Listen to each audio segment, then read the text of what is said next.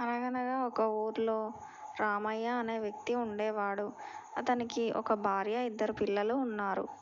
అయితే తన భార్య ఇద్దరు పిల్లల్ని చదివించమని అడుగుతుంది తన భర్తని.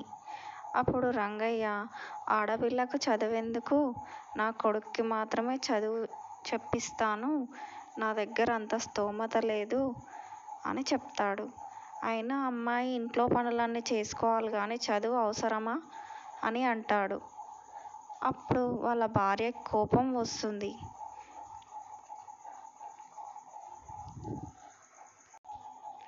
వాళ్ళ అమ్మాయి కూడా, నాన్న, నేను కూడా తమ్ముడితో పాటు స్కూల్కి వెళ్తాను, వచ్చిన తర్వాత ఇంట్లో పనులన్నీ చేస్తాను అని చెప్తుంది. అయినా వినకుండా వాళ్ళ తండ్రి మాత్రం, నువ్వు లేదు, స్కూల్కి వెళ్ళడానికి వీల్లేదు, నువ్వు ఇంట్లోనే పనులన్నీ చేయాలి అని చెప్తాడు. అప్పుడు వాళ్ళ కూతురు మాత్రం లోపల బాధపడుతూ ఏడుస్తుంది. వాళ్ళ తమ్ముడిని మాత్రం రోజు స్కూల్కి పంపిస్తారు. ఒకరోజు వాళ్ళ తమ్ముడు శ్రద్ధగా పాఠాలు వింటున్నప్పుడు వాళ్ళ అక్క అక్కడికి వచ్చి నిలబడుతుంది. చాలా ఆసక్తిగా వింటుంది. టీచర్ చెప్పిన దాన్ని గమనించుకొని ఇంటికి వచ్చిన తర్వాత ఇంట్లో పనులన్నీ చేస్తుంది. ఇల్లంతా ఊడవడం, ఆకిలి చల్లడం, ముగ్గులు పెట్టడం, బర్రెలకి పెండ తీయడం, మేత వేయడం లాంటివన్నీ చేస్తుంది. ఇంట్లో వంట చేయడం చేస్తుంది. తర్వాత రోజు స్కూల్కి తమ్ముడిని తీసుకెళ్ళినప్పుడు తను కూడా చిన్నగా వెళ్ళి తమ్ముడు ఏం చదువుతున్నాడో గమనిస్తుంది. అలా తనకు కూడా చదువుకోవాలని చాలా ఆసక్తి ఉంది. టీచర్ చెప్పిన పాఠాలు గమనించుకొని ఇంటికి వచ్చి తాను కూడా అలాగే రాసేది. అలా తనకి కొంచెం చదువు వచ్చింది. అయితే వాళ్ళ తండ్రి ఒకరోజు వాళ్ళ కూతురు చదువుకోవడాన్ని గమనిస్తాడు.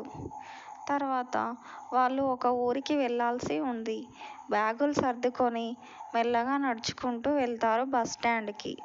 అక్కడ చాలా బస్సులు ఉంటాయి. రామయ్యకి ఏ బస్సు ఎక్కాలో తెలియదు. ఎందుకంటే అతనికి చదువు రాదు.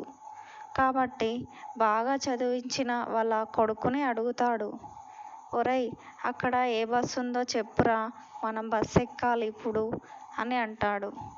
అప్పుడు వాళ్ళ కొడుకు తెల్లమొహం వేసుకొని,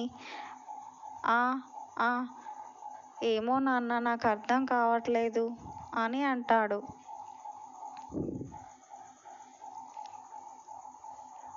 ఏ బస్సో నాకు అర్థం కావట్లేదు నాన్న అని చెప్తాడు.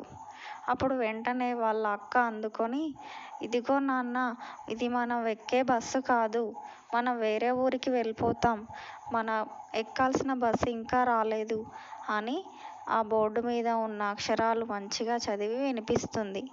అప్పుడు వాళ్ళు ఇంటికి చేరుకుంటారు. ఇంటికి చేరుకున్న తర్వాత, నాన్న, నేను ఎలాగైనా చదువుకుంటాను అని అడుగుతుంది వాళ్ళ నాన్నని. సరే అని వాళ్ళ కూతుర్ని కూడా పంపిస్తారు. తను మాత్రం చాలా శ్రద్ధగా చదువుకొని చాలా పెద్దదైపోతుంది. ఇంకా డాక్టర్ కూడా అయిపోతుంది. ప్రజలకి ఉచితంగా సేవలు అందిస్తుంది. అది చూసిన వాళ్ళ నాన్న మాత్రం చాలా సంతోషిస్తాడు.